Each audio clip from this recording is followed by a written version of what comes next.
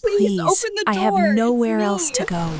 Emily Borges' whisper was Why are you nearly doing this? lost to the wind as she huddled on the rain-slicked porch of a house that was no longer hers. Through the double-paned glass, she watched her ex-partner clink a beer bottle against the window, a celebratory toast to her exile. Inside, the hearth was warm and the lights were golden. Outside, the night was a predatory shadow. For years, she had played by the rules of good people, only to be left shivering in the dark. Tonight, the rules would be rewritten. One desperate call to a man the world feared would turn her into the most dangerous woman in the room. Stay until the end to see how Amelie's rescue turns into a total takeover. The biting midnight air clung to Amelie like a shroud as she pressed her back against the cold siding of the bungalow. The dim yellow porch light flickered overhead, casting her in a sickly glow that made her feel as small as she looked. Through the window, the living room looked like a museum of her own life. Her favorite throw pillows on the couch, her books on the shelf, all seized behind a deadbolt that had clicked shut with finality 10 minutes ago. She could see him, her ex, Julian, sprawled in the armchair she'd paid for, laughing at a screen. He looked comfortable, entitled, and entirely untouched by the cruelty he'd just enacted. He had the keys, the deed, and the law on his side. What he didn't see was Amelie, because to him, she was just a domestic ghost, someone he could exorcise without consequence. The thin fabric of her casual jacket offered no protection against the rising wind. Her toes were numb against the concrete. She had been shoved out so fast she hadn't even found her shoes. When she'd begged him through the door to let her grab her coat, he had simply turned up the TV, his silence a cold, practiced weapon. Now, perched on the edge of his steps, told she was no longer part of the aesthetic of his new life, Amelie felt the weight of her own kindness crushing her. Inside, Julian laughed at something on the television. Amelie pulled out her phone, her thumb hovering over the screen. The battery icon was a thin red sliver, a countdown to total isolation. She should call the police. She should call a shelter. She should stay invisible and accept the defeat. Instead, her thumb moved to a contact with no name, just a single dark icon, a number her father had told her to use only if the world was ending. She pressed call. The sound of the deadbolt sliding into place was a finality that echoed louder than any shout Julian had hurled during the last hour. It was a metallic, surgical snip that severed Amelie's life into two distinct halves. The before, where she was a woman with a home and a future, and the after, where she was a ghost standing on a dark porch in her socks. She pressed her forehead against the painted wood of the door, the chill of the evening already beginning to seep through her thin cotton shirt. Only minutes ago, the air inside had been thick with the suffocating heat of his resentment. It had started over something trivial, a misplaced set of keys, a look she hadn't meant to give. But with Julian, the trivial was always a landmine.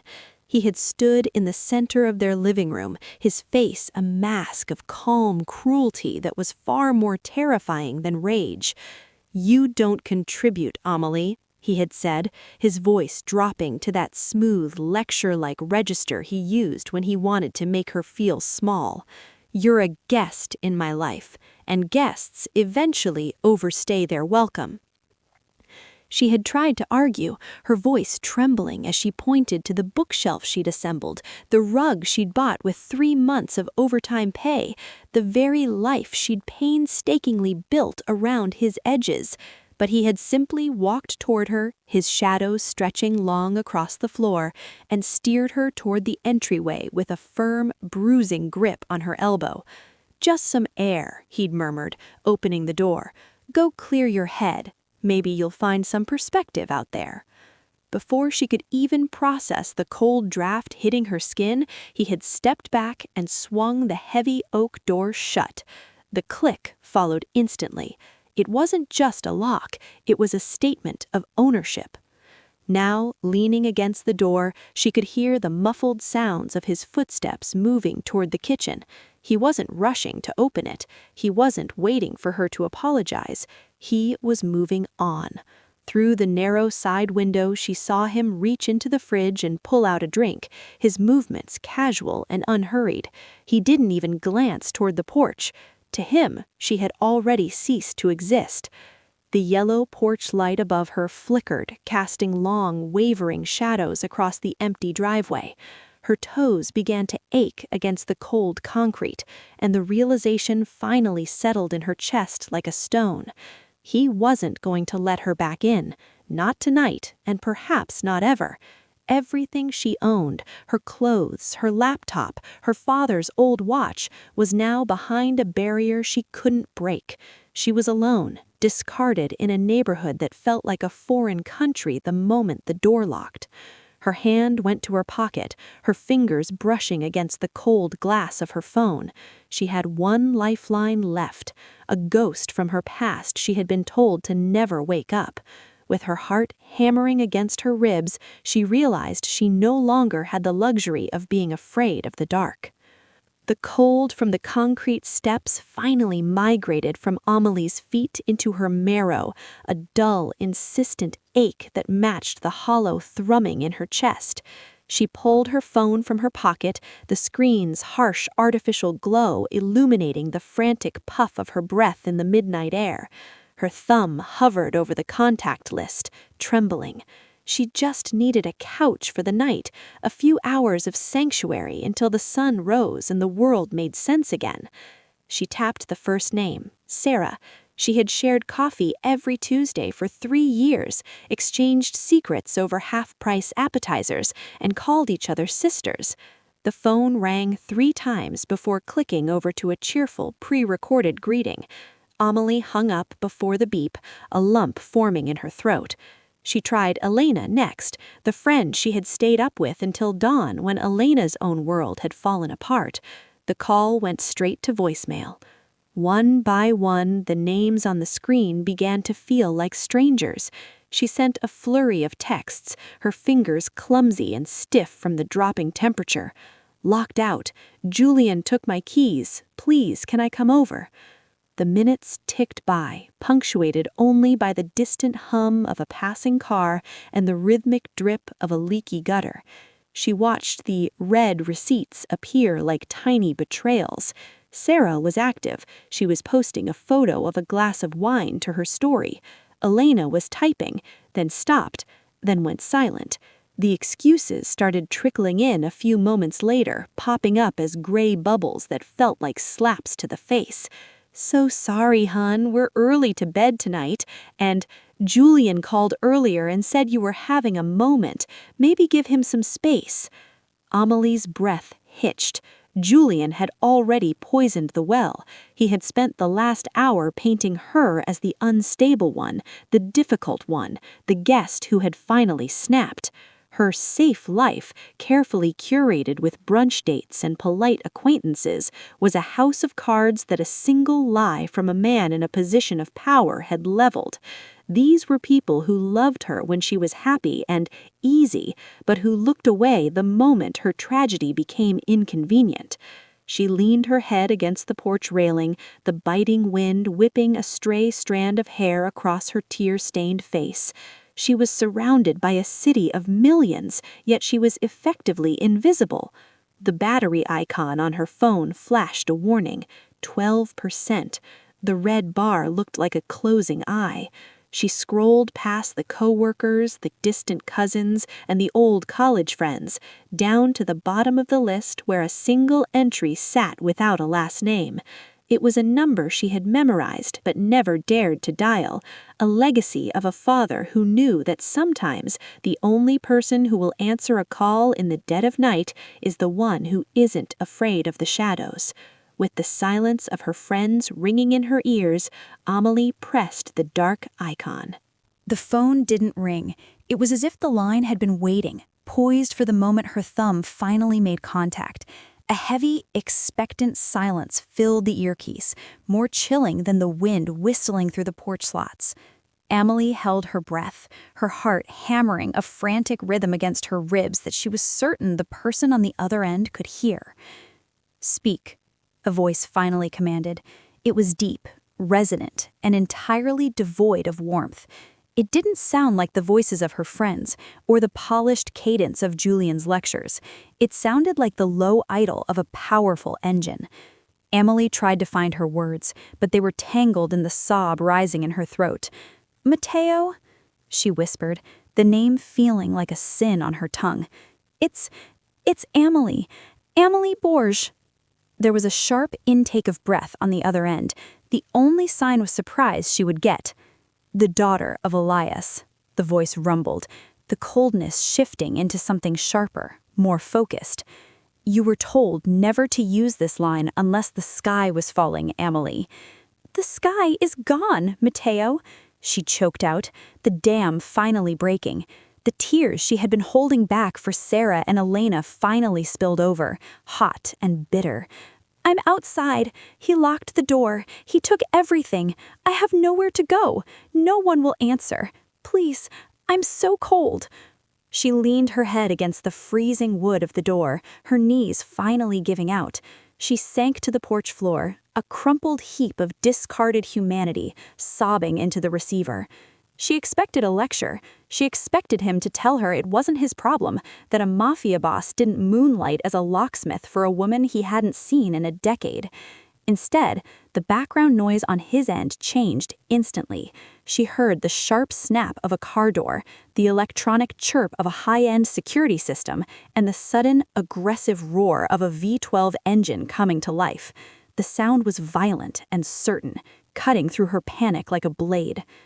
"Listen to me," Matteo said, his voice now an icy, absolute command that brooked no argument. The distance in his tone was gone, replaced by a predatory focus that made her spine straighten. "Stay on that porch. Do not leave the light. Do not talk to him if he opens that door. Do not move an inch." "Matteo, I don't care if you're freezing." He cut her off, the sound of tires screaming against pavement echoing through the phone. "I am 10 minutes away. I am coming for you, Emily, and when I get there, the door won't be the only thing that breaks." The line went dead. Emily stared at the black screen of her phone, the red battery bar finally fluttering out of existence. The silence of the street returned, but it felt different now. The porch light no longer felt like a spotlight on her shame, it felt like a beacon. 10 minutes. For the first time in her life, Emily wasn't waiting for a door to open, she was waiting for the world to end. The silence that followed the disconnected call was heavier than the cold. Emily sat huddled on the top step, her phone a useless slab of glass in her palm. Every second felt like an hour. The rhythmic ticking of her own pulse was the only clock she had left. Through the glass of the front door, the hallway light spilled out, illuminating the frost beginning to form on the porch railing. Then, the shadow appeared. Julian moved into the frame of the window adjacent to the door, a silhouette of unearned confidence. He pulled back the curtain just enough to peer out, his face illuminated by the soft glow of the television behind him. He wasn't looking for her with concern. He was looking at her like an exhibit. He tapped a ringed finger against the glass, a slow, mocking cadence that mimicked the heartbeat of a dying thing. "Still out there, Emily?" His muffled voice drifted through the pane, distorted and thin. "I thought you'd have walked to a bus stop by now. Or did your best friends finally realize what a chore you are?" He let out a sharp, sharp bark of laughter, leaning his forehead against the glass. The condensation of his breath fogged the window, a white cloud that partially obscured his smug grin. "It's going to get down to freezing tonight. If you want to come in and grab your coat, all you have to do is say it. Tell me I'm right. Tell me you're nothing without this house." Emily didn't look up. She kept her gaze fixed at the end of the driveway, where the suburban street stretched out into an empty, ink-black throat. She remembered Matteo's voice, the icy, absolute certainty that had vibrated through the phone. "Stay in the light. Do not move." "Ignoring me now? That's new." Julian sneered, his voice rising in irritation at her silence. He reached for the lock, the metallic clack echoing through the wood, but he didn't turn the handle. He was playing with her, opening and closing the boundary of her survival just to see her flinch. You look pathetic, you know that. A grown woman shivering on a porch because she doesn't have the spine to apologize. You're a ghost in my house. He didn't hear it yet, the low, predatory growl vibrating through the asphalt, but Amelie felt it in her shins. A distant rhythmic thrumming was rapidly swelling into a roar. Two pillars of white-hot light suddenly cut through the darkness at the end of the block, sweeping across the neat lawns and manicured hedges with violent intent. Julian frowned, squinting through the glass at the approaching glare. "Who the hell is that?" he muttered, his hand dropping from the lock. He didn't realize that the world he had built on her silence was about to be torn open. He didn't know that the ghost on his porch had just summoned a demon, and that the demon was driving a V12. Amelie finally looked up, her eyes reflecting the blinding high beams of the luxury sedan screaming towards the curb. The 10 minutes were up. The low hum in the pavement escalated into a violent, rhythmic thrum that rattled the very glass Julian was leaning against. The suburban silence didn't just break, it was shattered by the screech of high-performance tires biting into the asphalt. A sleek, midnight blue sedan swung around the corner with predatory grace, its engine a low, guttural snarl that sounded like a warning to the entire neighborhood. As it screeched to a halt at the curb, the weak, flickering yellow glow of the porch light was instantly obliterated by the blinding, clinical white of the car's LED high beams. Amelie shielded her eyes, the world turning into a silhouette of stark contrasts. The porch, once a place of stagnant misery, was suddenly bathed in a cool, cinematic light that made every drop of dew on the railing look like a diamond. Behind her, she heard Julian's sharp intake of breath. The smug taunting died in his throat, replaced by the frantic shuffling of someone who suddenly realized they were no longer the biggest predator in the room. He retreated from the window, his shadow dancing erratically against the hallway wall as the car's headlights cut through the interior of the house like a searchlight. The engine cut out, leaving a silence that was somehow louder than the roar. For a heartbeat, nothing moved.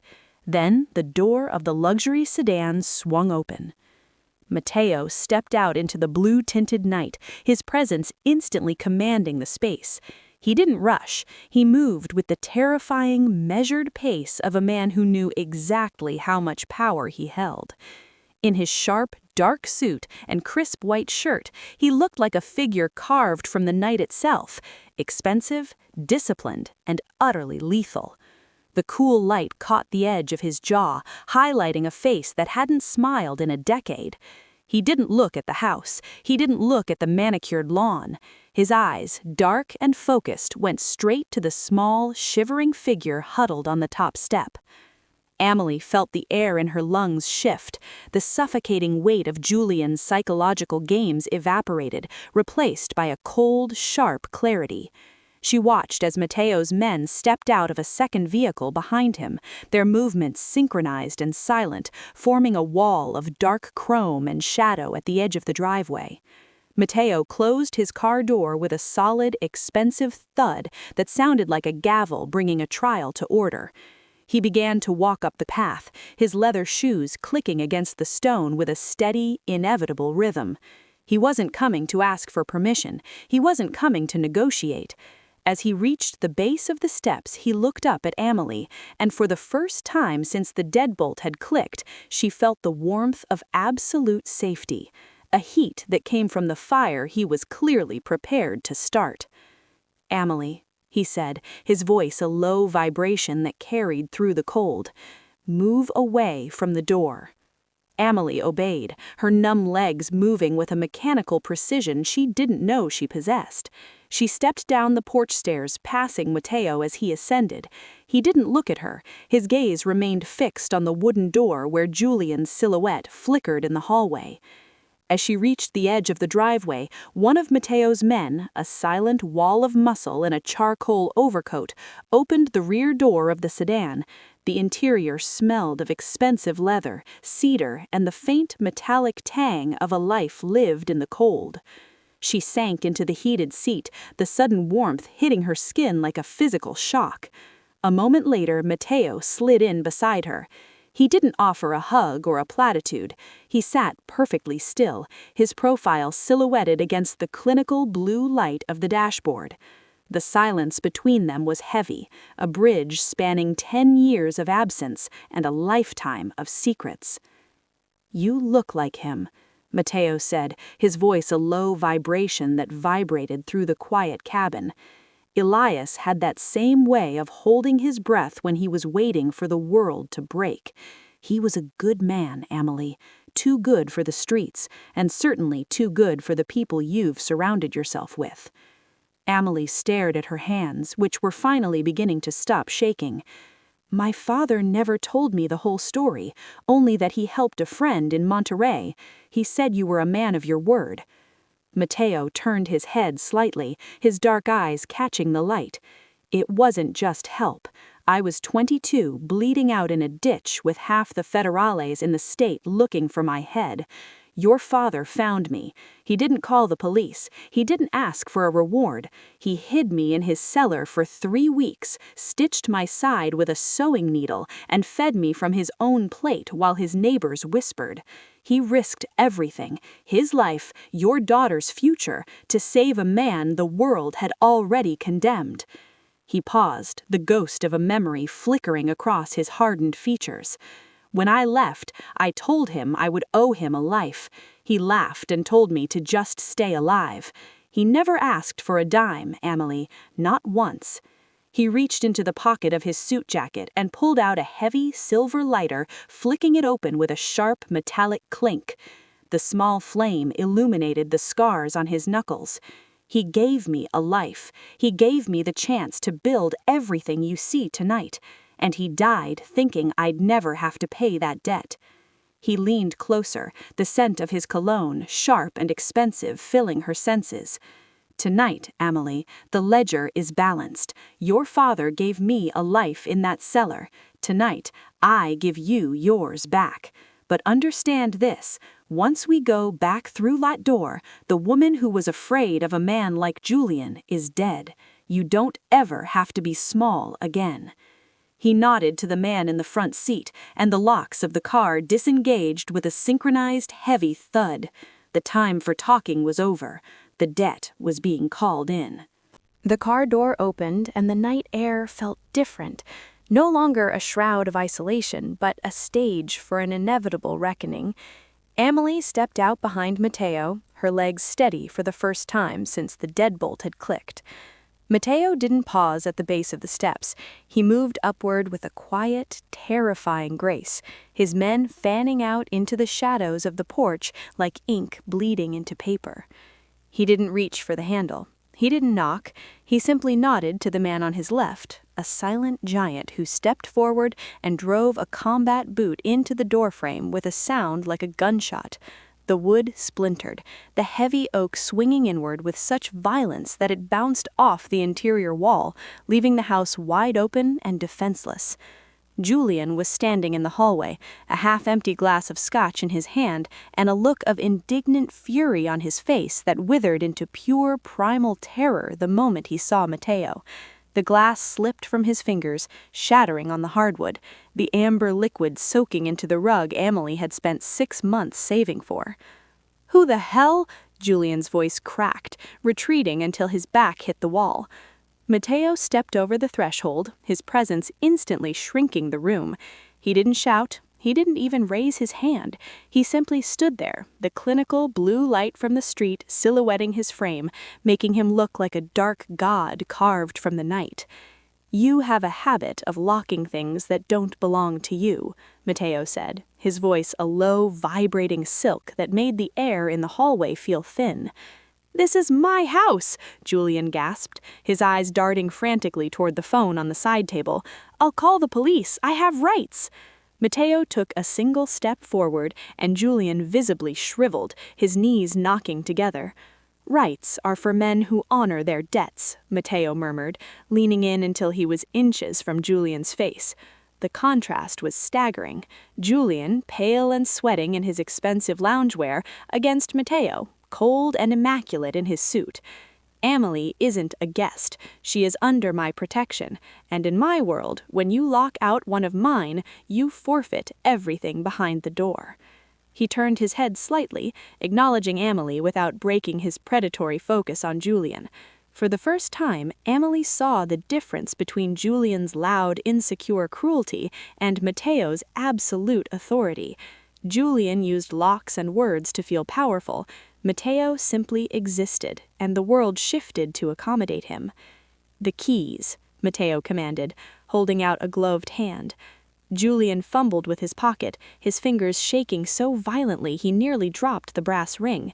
He placed them in Matteo's palm like a broken child surrendering a toy.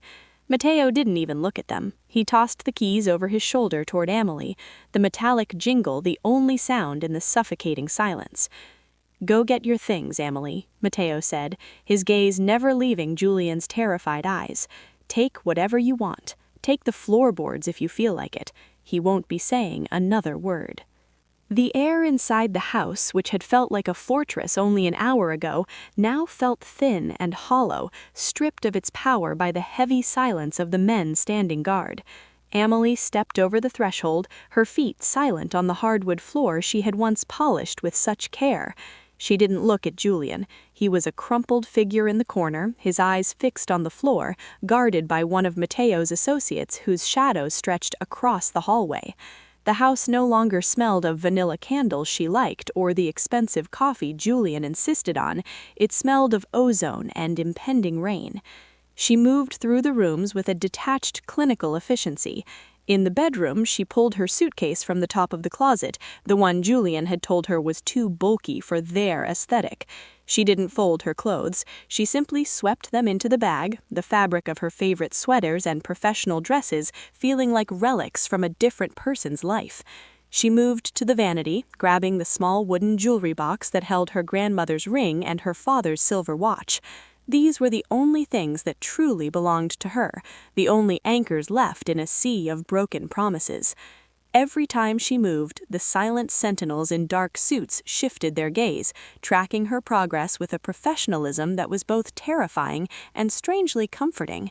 They weren't there to help her pack, they were there to ensure that the space around her remained inviolable.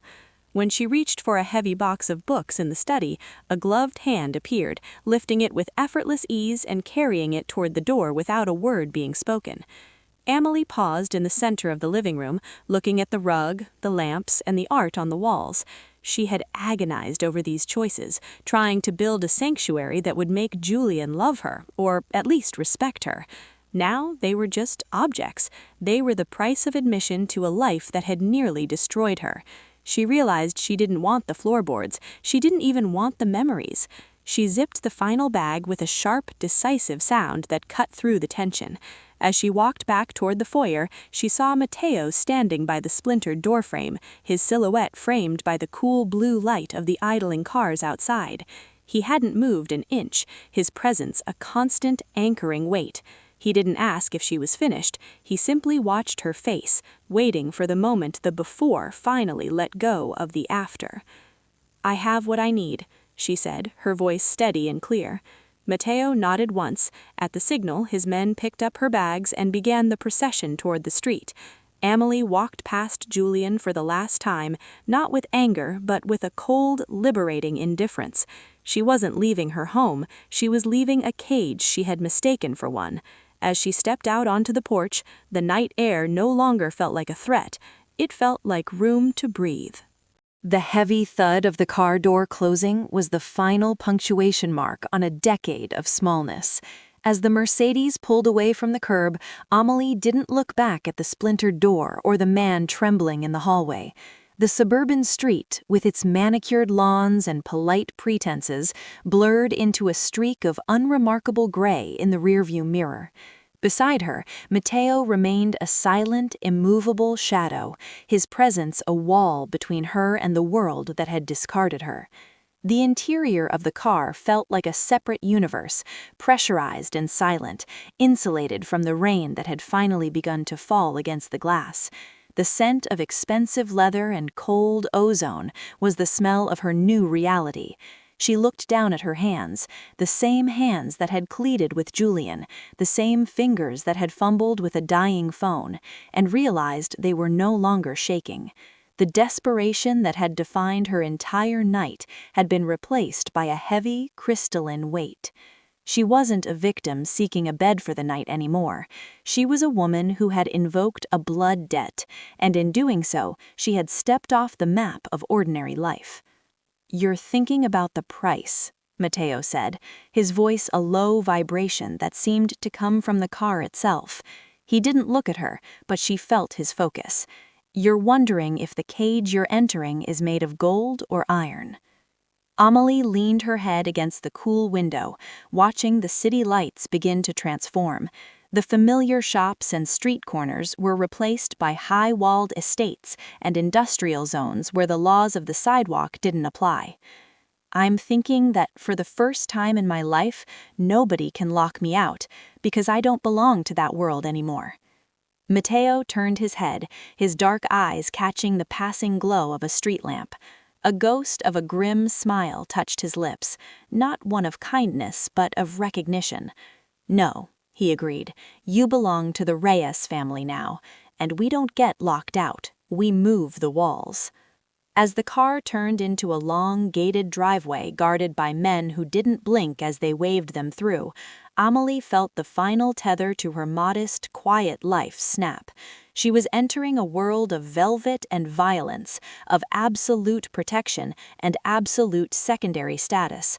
She was the ward of the Mexican Mafia, a living legacy of a dead man's kindness. The kitchen alchemist was gone, buried under the porch of a house that was no longer home. As the sedan came to a smooth, silent halt before a sprawling stone manor, Amelie Borge stepped out into the rain, unbowed and unafraid, ready to learn the true cost of being saved. The air in the Reyes estate was different from the air in the suburbs. It was heavy with the scent of old wood, expensive tobacco, and a silence so profound it felt reinforced by the stone walls themselves. 3 months had passed since the night the deadbolt clicked shut, and in that time the woman who had shivered on a cold porch had been systematically dismantled and rebuilt. Amelie sat at a heavy mahogany desk in the library, a room that felt more like a sanctuary than any space she had ever occupied with Julian. Before her lay a stack of legal documents, the deed to her old house among them. It had been acquired through channels she didn't care to understand, but she wasn't moving back. She had signed the papers to sell it an hour ago, the ink a final black seal on a life that felt like a half-remembered dream. The door opened with a soft, heavy thrum. Mateo stepped in, his suit jacket discarded, his shirt sleeves rolled up to reveal the tattoos that told the story of his own survival. He didn't ask if she was comfortable. He simply placed a small velvet box on the desk. "Your father's watch," he said, his voice as low and resonant as the night they met. "The crystal was cracked. I had it replaced in Geneva." Amelie opened the box. The silver gleamed under the library's amber light, the steady tick, tick, tick, a heartbeat she had thought was lost forever. She strapped it to her wrist, the weight of it familiar and grounding. "Julian reached out to his sister last week," Mateo remarked, casually, leaning against the edge of the desk. "He's living in a studio apartment across the state. He's telling anyone who will listen that he was the victim of a coordinated home invasion. He doesn't mention your name.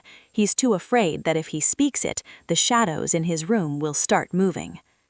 Amelie looked at the watch, then up at the man who had become her shadow and her shield. She wasn't the kitchen alchemist anymore, baking treats for people who didn't see her. Now she managed the Borge Foundation, a legitimate front for the Reyes family's charitable interests, using the same precision and artistry she once used for flour and sugar to move millions of dollars toward the forgotten corners of the city. She was no longer invisible.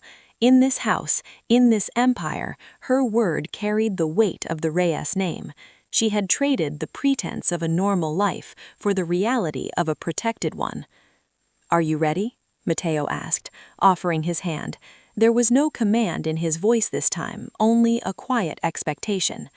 Amelie stood, smoothing the silk of her dark dress, a dress that fit her perfectly, tailored to her exact measurements, designed never to pinch or restrict. She took his hand, her grip firm and certain. "I've been ready since the 10 minutes were up." As they walked out of the library and toward the grand staircase, the house felt less like a cage and more like a fortress. The world outside might still be cold, and the doors might still lock, but Amelie Borge finally knew the truth. It didn't matter who held the keys when you were the one who owned the house.